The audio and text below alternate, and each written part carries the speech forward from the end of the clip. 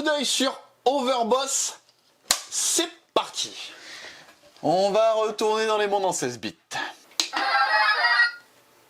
Yo tout le monde, bienvenue sur cette toute nouvelle vidéo sur la chaîne YouTube de Game Trotter. Je suis Pierre-Louis. Je suis Julien. Et aujourd'hui, on va vous parler d'un jeu qui nous a surpris très agréablement. Carrément, il nous a vraiment surpris parce que on s'attendait pas du tout à ça. Pas du tout. Pas du tout. C'est parti? C'est parti. Let's go! C'est parti, je perds mon froc. Overboss est un jeu créé par Kevin Russ. Et Aaron Maceburn. Ou Mayburn. Ou mes bon. Faut qu'on la fasse. On va la faire, comme ça on n'en parlera plus. On évacue ça tout de suite. On évacue ça tout de suite. Aaron Mayburn qui a fait un jeu en 16 bits.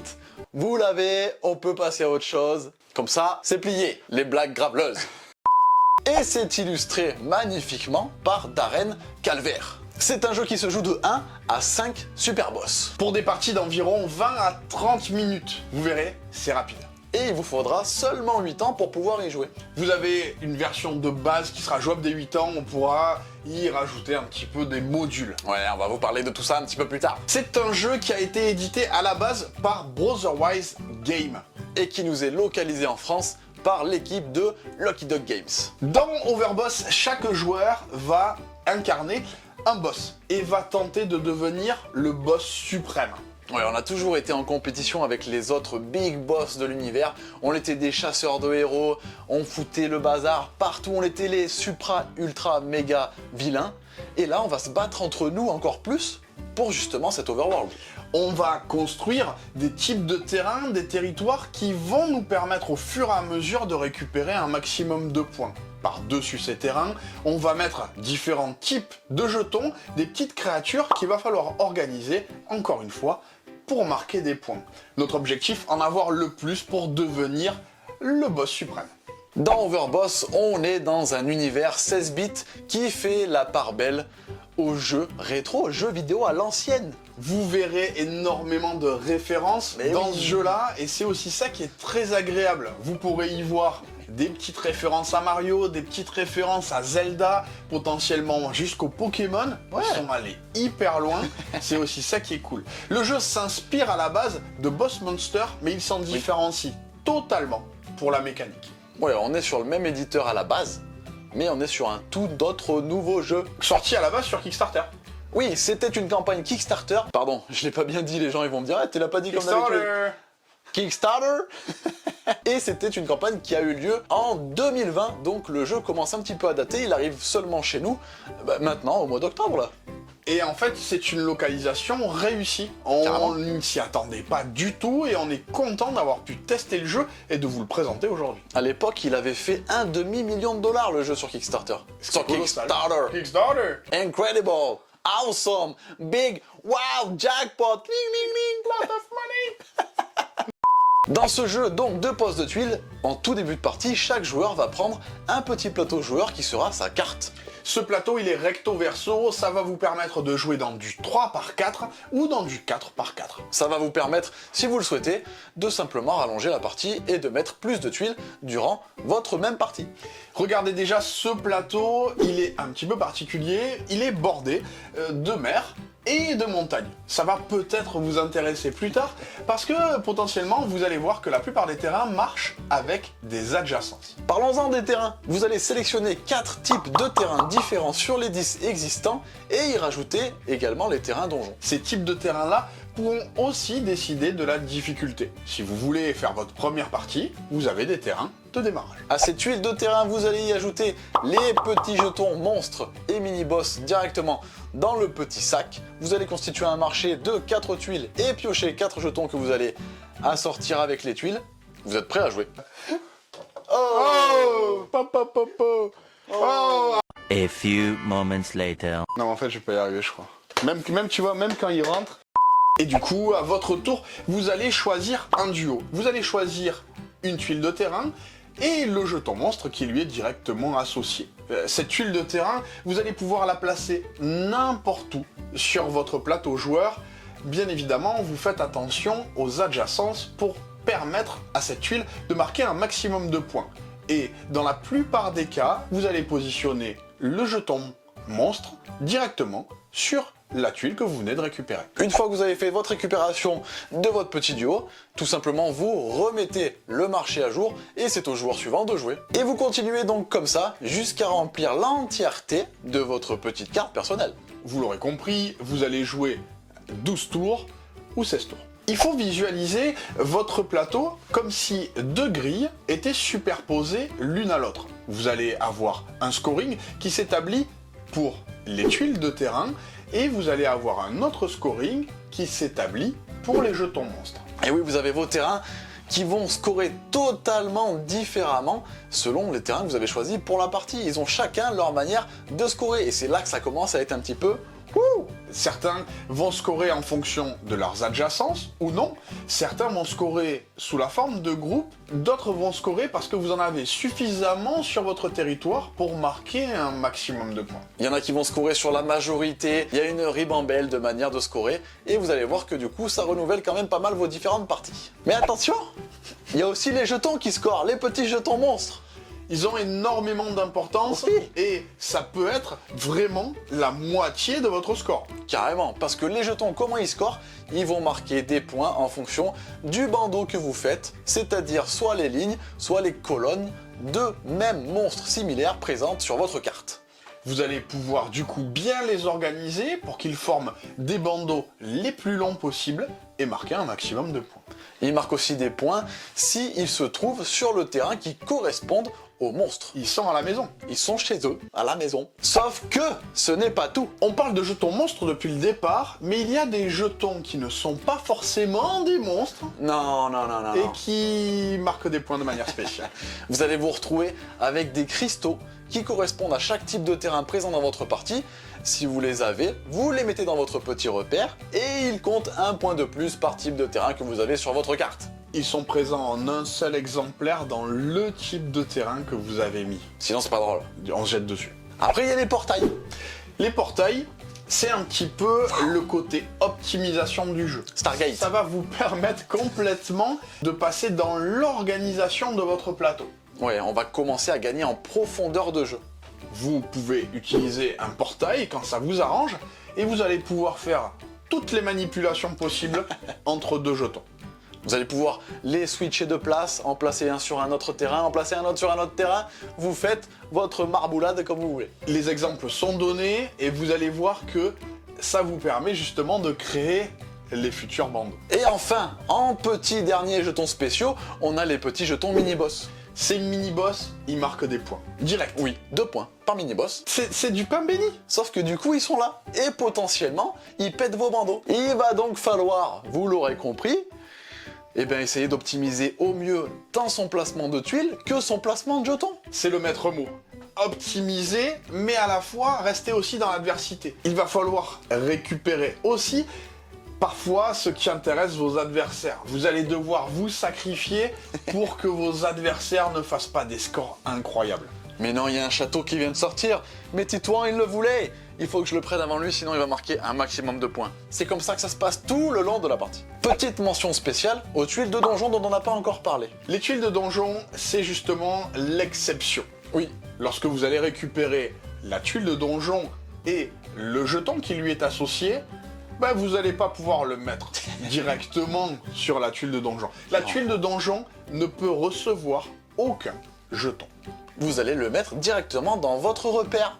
Vous avez un petit lieu en bas à droite de votre plateau qui représente en quelque sorte votre maison à vous. Votre bas de cave. L'overboss, le repère. Et c'est là que vous allez donc poser vos portails, vos cristaux et les petits monstres que vous avez en surplus. Là, vous venez en quelque sorte de jouer à la version de base du jeu. Ah oui, là pour l'instant vous êtes encore des enfants. Vous savez pas jouer. Et potentiellement même vous avez joué à la version basique. C'est-à-dire que vous aviez sélectionné les 5 terrains faciles. Ah oui, de base. Maintenant, compliquons un petit peu plus le truc. Vous avez des grandes cartes qui sont des overboss. Vous n'allez pas être Pierre-Louis ou Julien, vous allez être Cérébellus. Ou Xizax. Ça va faire toute la différence. Oui, parce que ces boss, déjà, vous allez les drafter. Vous en allez en avoir 2 en début de partie, vous en choisissez un. Et durant la partie, vous allez pouvoir le révéler au moment le plus opportun pour vous et effectuer son effet de révélation. Surprenant, grosse surprise, mais vous n'allez pouvoir l'utiliser qu'une seule fois. Et la révélation, maintenant, vos adversaires ont appris quelque chose aussi, c'est que vous avez un scoring de fin de partie un petit peu différent. Ouais, c'est la deuxième partie des super cartes boss. Vous allez avoir du scoring en fin de partie qui peut tout changer.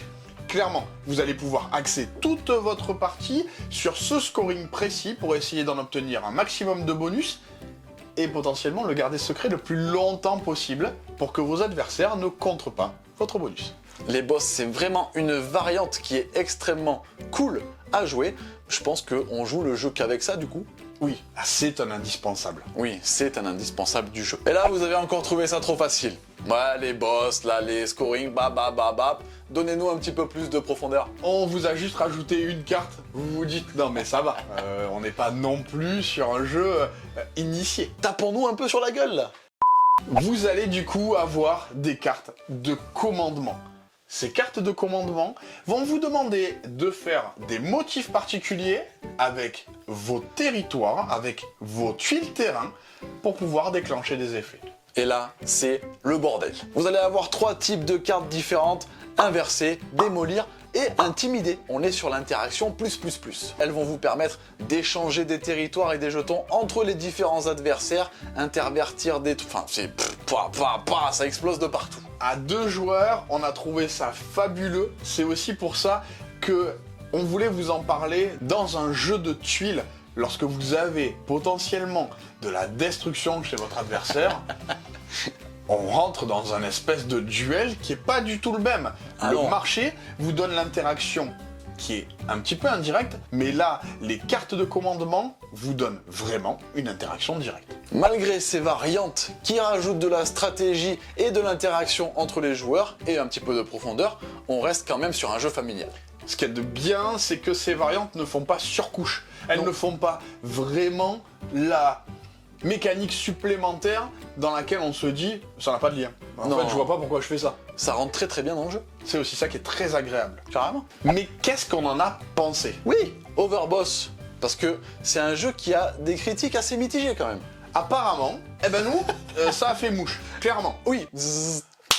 Ça nous parle. Parce que potentiellement, ça parle au geek qui est en nous. Carrément. On avait envie d'un jeu de tuiles qui ne parle pas d'animaux. Un jeu de tuiles qui ne parle pas d'écosystème. Non. Nous, on voulait juste s'amuser avec un univers geek. Et là, on a été servi quand même. Oui, on est vraiment dans le jeu qui nous parle. Et en plus, c'est un jeu qui, en plus de nous parler, est ultra efficace. Vous allez pouvoir l'expliquer de manière très simple, alors qu'il y a plein de spécificités qui vont potentiellement mettre en place dans votre cerveau des petits engrenages et un petit peu de fumée. Oui, parce que la mécanique, vous prenez une association de tuiles, vous posez, terminé. C'est tout. Mais en fait, non, pas du tout. C'est là où le jeu prend vraiment une valeur. Et du coup, ça va même emmener à avoir des petits combos qui sont vachement agréables quand vous récupérez des tuiles qui vont vous faire switcher de petits jetons monstres, etc.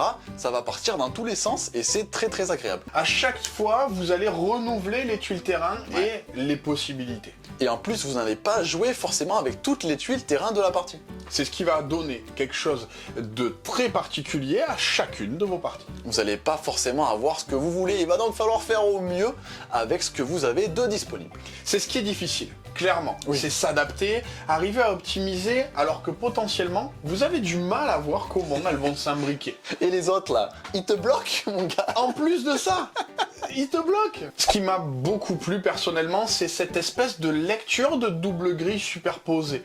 C'est la meilleure manière que j'ai pour arriver à vous le faire un petit peu figurer dans votre esprit. Vous allez vous retrouver vraiment à vous casser la tête pour que ça s'entremêle bien, aussi bien pour les jetons que pour les tuiles.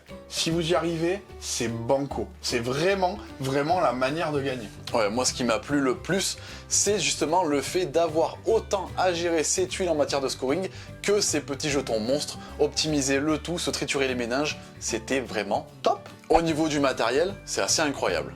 C'est remarquable déjà par rapport à la qualité des tuiles. Ouais. C'est remarquable pour le petit sac dans lequel vous allez aller chercher les jetons de monstres. L'insert de la boîte en Game 13. Et là, on rentre déjà dans un niveau de jeu qui vous permet une installation ultra rapide il vous faudra forcément par contre le ranger une fois que vous aurez fini. Après, on est habitué avec le kit de Games à avoir des rangements de boîte ultra quali. Là, on est sur du rangement de boîte extrêmement quali. Ouais, c'est presque si on s'habituerait. Ouais, attention le kit de Games, parce qu'à prochain jeu où il n'y a pas de Game 13, on va dire oh.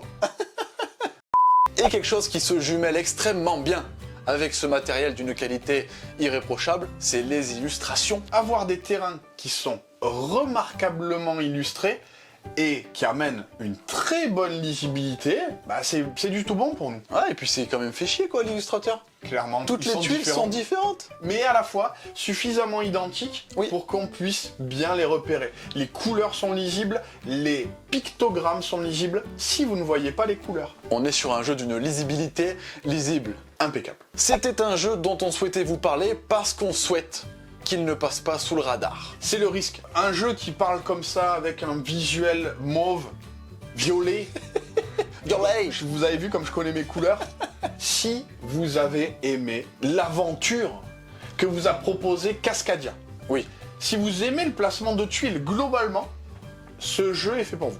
Si vous aimez les jeux rapides où vous restez pas trop longtemps sur votre partie, mais qui ne sont pas dépourvus de profondeur, où vous souhaitez un petit peu quand même tatillonner et vous amuser, foncez. On n'en parle pas assez, mais c'est aussi un jeu qui est jouable jusqu'à 5. Oui. Ça paraît pas, mais lorsqu'on a des jeux qui sont vraiment de ce type-là, familiaux, et qu'on peut jouer jusqu'à 5, c'est un avantage, clairement. Et il y a même un mode solo avec une petite campagne. C'est déjà un plus aussi pour le jeu qu'il ait ce panel en possibilités. On faisait la comparaison avec Cascadia parce que c'est un jeu qui est sorti en France un petit peu avant. Tout le monde le compare à Cascadia, on le voit sur les reviews qui sont déjà sortis. Et ça paraît normal de pouvoir le comparer, parce qu'on se Absolument. dit, on récupère des duos, on récupère une tuile, un animal, alors que là on récupère une tuile et un monstre. Sauf que Overboss, campagne Kickstarter 2020, Cascadia 2021. Qui a copié qui du coup? Bah ouais, alors, hein? Potentiellement les deux développements étaient en parallèle et on ne s'en est jamais rendu compte. Et puis ils sont tous les deux chez Lucky Duck. Oui, comme quoi, Bon. ça fait presque privé de joke. Voilà. Ils se retrouvent à avoir les deux jeux de tuiles qui nous ont fait parler cette année. On espère que cette vidéo sur Overboss vous aura plu. On espère que finalement la thématique vous donne quand même envie d'aller voir ce que ça peut donner au niveau mécanique. Et d'ailleurs, n'hésitez pas à nous dire en commentaire ce que vous pensez de cette mécanique et de cet univers en 16 bits. Restez courtois dans les commentaires, on vous voit arriver déjà.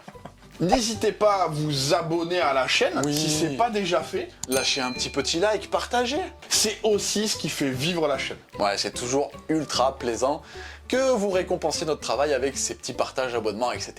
Et bien évidemment, comme vous le savez, en attendant, Jouez bien. jouez malin. Ciao. C'était Overboss.